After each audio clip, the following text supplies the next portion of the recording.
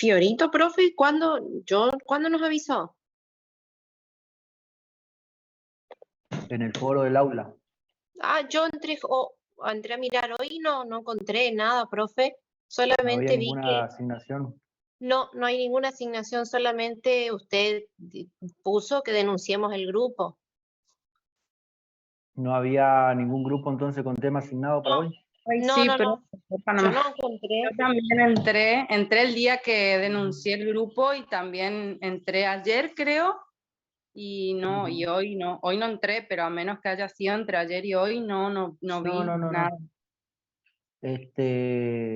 Bueno, seguramente me confundí nomás yo porque el lunes o martes creo que fue que asigné temas para todas las extensiones y bueno, tal vez ustedes no tenían ningún grupo designado, entonces les habré enviado entonces un mensaje pidiendo que asignen grupo y ahí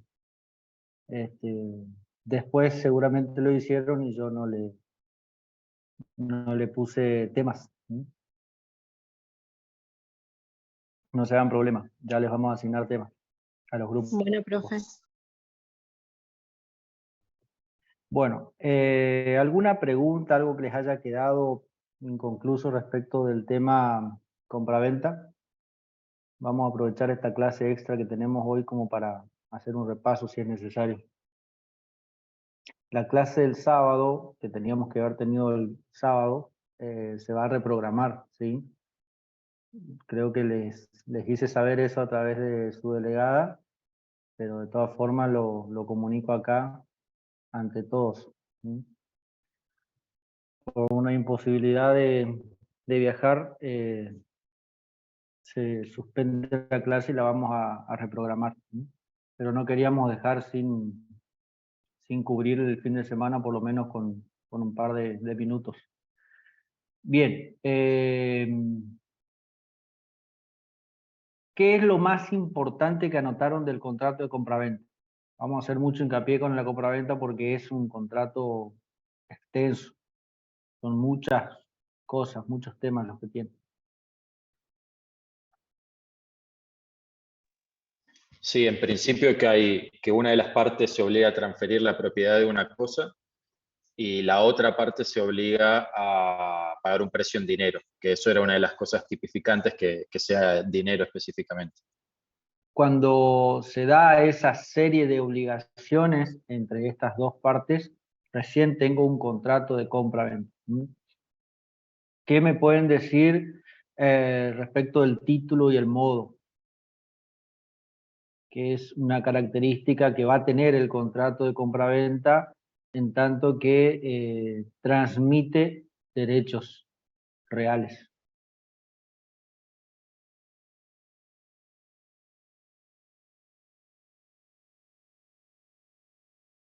Que en realidad discutimos si era o no un contrato formal, y bueno, concluimos en que rige el principio de libertad de formas.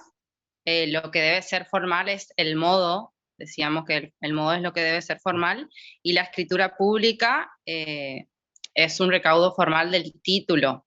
No es un recaudo formal del título, sino del modo. De la inscripción registral en los contratos de compraventa de inmuebles.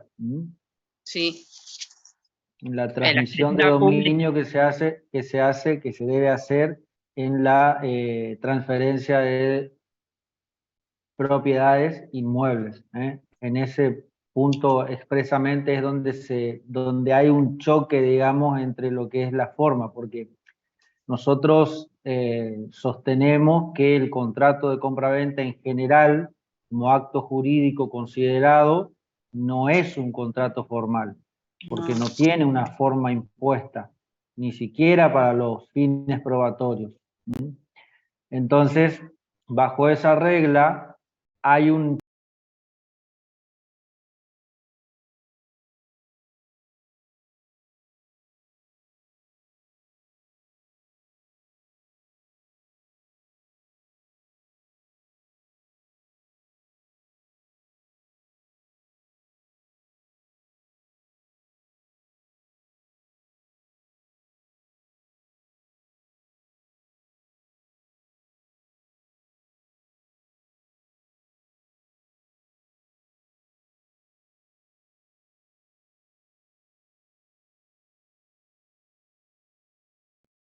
y no de otra. Lo cierto es que es así, la formalidad existe para los contratos de compra-venta de inmuebles, pero lo es para la inscripción registral, para la escrituración, para la transmisión de dominio, ¿sí? Y la transmisión de dominio en la compra-venta de inmuebles es el modo suficiente que perfecciona el contrato, ¿sí? Por eso está muy relacionado, por eso insisto bastante con esto de título y modo, porque le ayuda a entender muchas cuestiones. Primero les ayuda a entender esa distinción y ahora unificación que se hace de los contratos reales en consensuales. Todos los contratos que antes eran considerados reales ahora pasan a ser consensuales. Les hace entender en segundo lugar por qué la definición de contrato de compra-venta no dice transfiere, no dice transmite, dice se obliga a, porque el contrato de compra-venta que antes era considerado real, ahora es considerado consensual. Entonces queda perfeccionado válidamente con el solo consentimiento de las partes, ¿eh? El hecho de prestar su consentimiento y obligarse ya cumplen con lo que es el título. Pero nos va a faltar el modo, porque el contrato de compraventa requiere modo suficiente también en virtud de lo que dice el 1892, que en su oportunidad creo que estudiamos, leímos. Y el modo va a ser distinto según el objeto de la compraventa. Hay algunas cosas que no son registrables, que son los muebles no registrables, que su derecho se transmite por la sola posesión de la cosa. Entonces, para esos contratos que tengan por objeto esos bienes, el modo va a ser la tradición o la entrega de la cosa, ¿sí? En cambio, cuando el objeto de la compraventa sea bienes registrables, dependiendo del caso, se va a requerir algunos otros recaudos más, ¿eh? En el caso de la compraventa de inmuebles, específicamente se va a pedir la escritura pública en la transferencia de dominio. En el caso de los automotores, se requiere, ya más orientado a la parte registral, completar un formulario base, que es el formulario de compraventa o denominado 08, que nosotros conocemos. Eso tiene que estar firmado por las dos partes. Se exige además, dependiendo de cuál sea el registro donde se presente la transferencia, adjuntar el título y la cédula del vehículo para hacer la transferencia. Por supuesto, las firmas de las partes, tanto de vendedor como de comprador, tienen que estar certificadas o por un escribano, de manera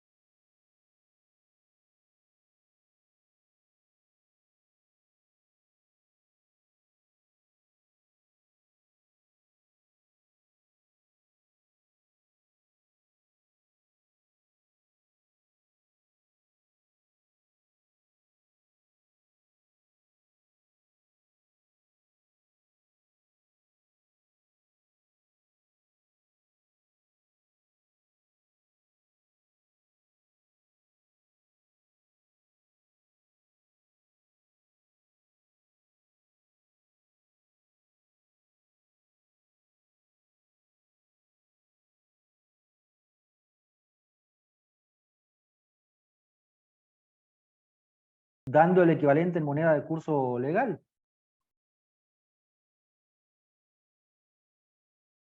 Si es legal eso, si se puede hacer así. ¿Qué les Yo creo parece a que sí, ustedes? profe. Si es legal, si es justo. ¿Ustedes creen que es conveniente para el acreedor? Y sigue siendo el precio que se pactó, pero de la forma en el que el artículo lo establece.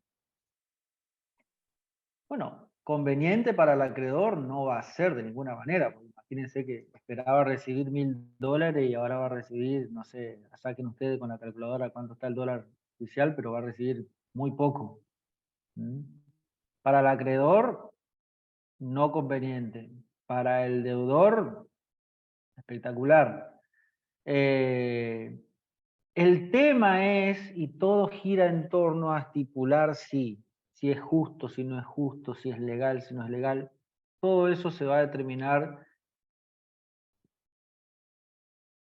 con la certeza de que el artículo 765 y 766, que es donde dice esto, esa posibilidad de desobligarse entregando la moneda oficial, eso no de orden público.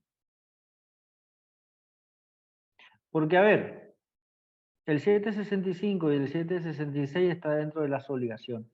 ¿Mm? ¿Estamos? No es materia contractual. Si vamos a la metodología del código.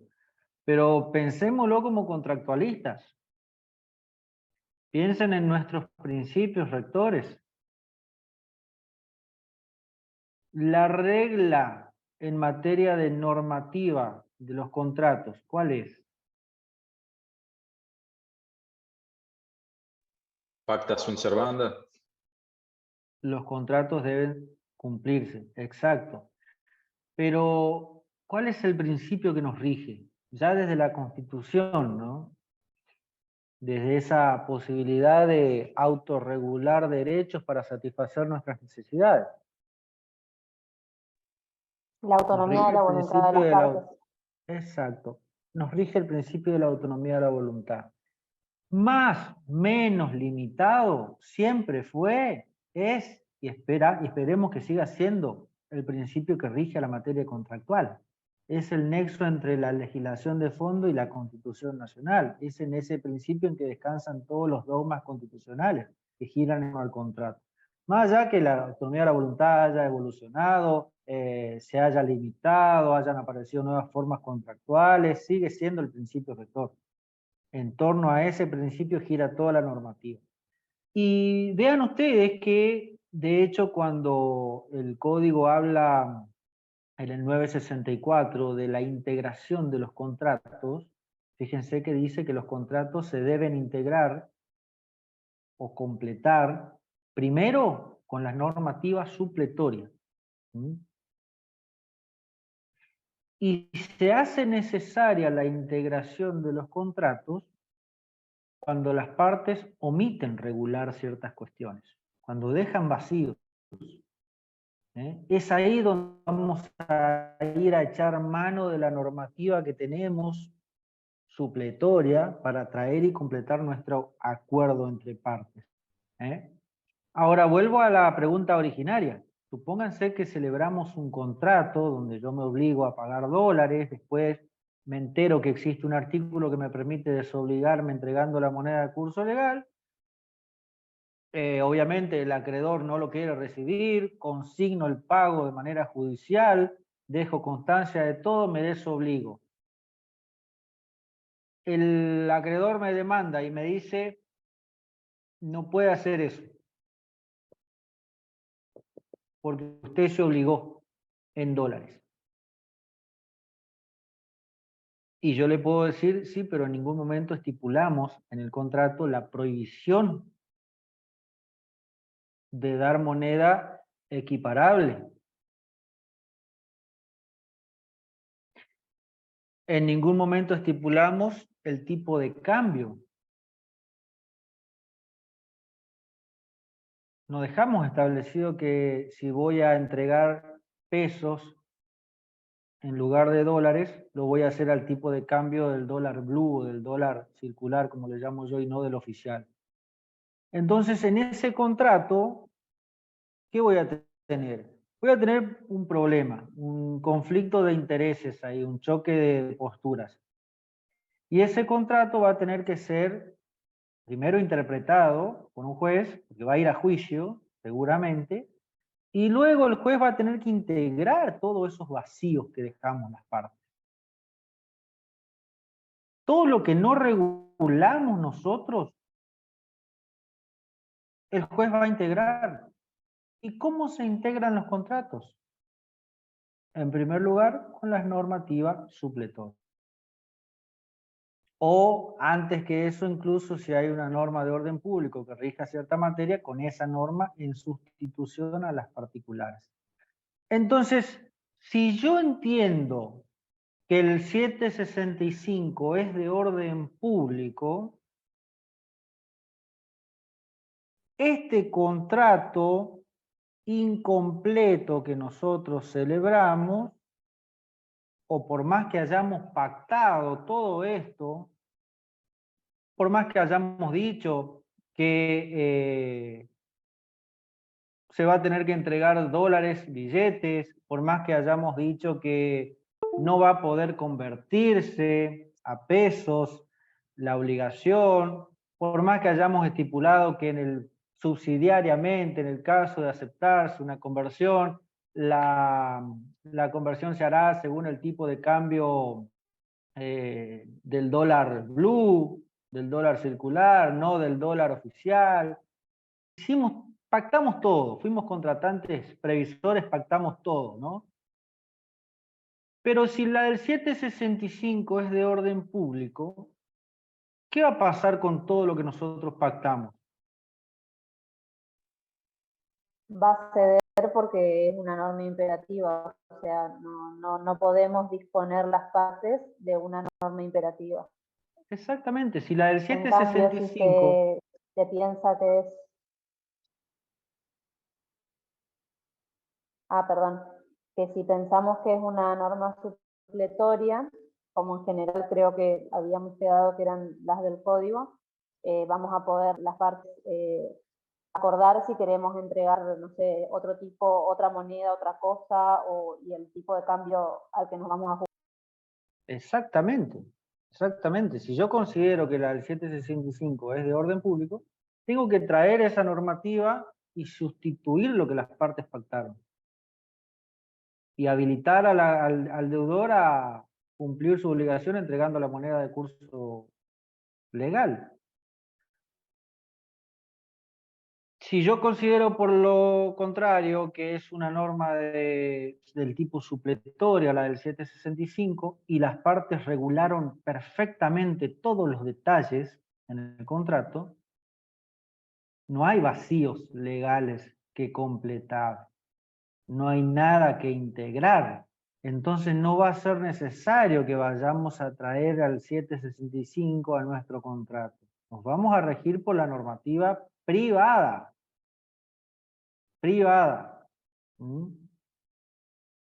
Autonomía de la voluntad, principio rector, norma supletoria, no vale en contra del principio de autonomía de la voluntad. Ahora, ¿qué pasa si aún siendo la del 765 norma supletoria y no imperativa, y las partes en el contrato no regularon la cuestión, dejaron el vacío? ¿Qué va a pasar ahí?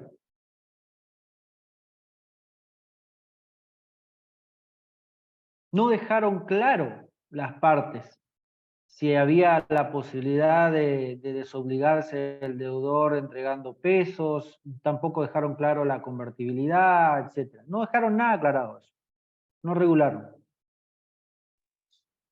Y ahí se aplica el 765. Ahí se va a completar, se va a integrar ese contrato con la norma supletoria aplicable al caso, que es en este sentido la del 765. Conclusión. La del 765 y 766 que está relacionado no está considerada normativa de orden público. Por ende no es imperativa. No lo es. Pero bien podría ser integrada a un contrato si las partes no regularon nada al respecto.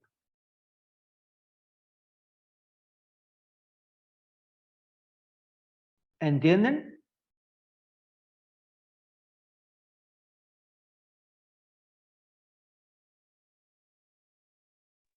Sí, Si profe. nada dicen las partes, si dejan un vacío en el contrato, se hace necesaria la integración. Y ahí vamos a tener que ir a echar mano de la normativa que tenemos disponible.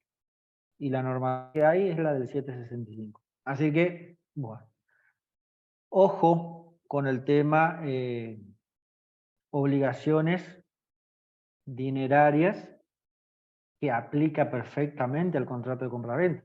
Ustedes ya estudiaron obligaciones, ya saben obligaciones, pero bueno, ahora lo tenemos que aplicar a los contratos de compraventa, cuyo elemento esencial es el precio. Y el precio, la ley me dice que tiene que ser en dinero, y necesito saber cuándo estoy frente al dinero y cuándo no estoy frente al dinero. Por eso es que volvemos un poco a todo lo que es obligaciones, ¿no? Bien, bueno. Dijimos que nos había quedado pendiente analizar la cuestión de las cláusulas que pueden ser agregadas al contrato de compra-venta. Sección séptima. Profe, Sí, perdón que le moleste, Fiorita le habla. sí, dígame. Ahí recién nos mandaron que en el foro está lo del grupo, está dentro de donde nosotros denunciamos nuestros nombres y la verdad que nosotros nunca entramos ahí. Le quería avisar nomás y que no miramos si es que podemos dar la clase que viene ese tema. Sí, no se preocupen. Sí, bueno, Sí, gracias. está bien que de todas formas me iba a dar cuenta, pero está bueno que lo digan, ¿sí? Sí. Sí, porque justo nos avisaron que estaba ahí, pero yo entré, todas las chicas en realidad entramos en avisos, en foros y no estaba como designación o algo así, entonces... Por lo general yo lo hago así, cuando denuncian un grupo, en respuesta a ese mismo mensaje ya le pongo la Sí, asignación de tema. En otros casos creo un mensaje distinto, digamos, y ahí le asigno. Siempre sí, por de eso las le dos pedimos maneras. disculpas nomás que no No miramos se hagan eso. problemas. No Gracias. se hagan problemas. Vamos a hacer una introducción hoy solamente a la sesión y como esta es una clase extra no pasa nada. Prepárense sí para la próxima clase. Dale, profe, Y, gracias. y tiene que haber ya otro grupo asignado también con lo que es locación.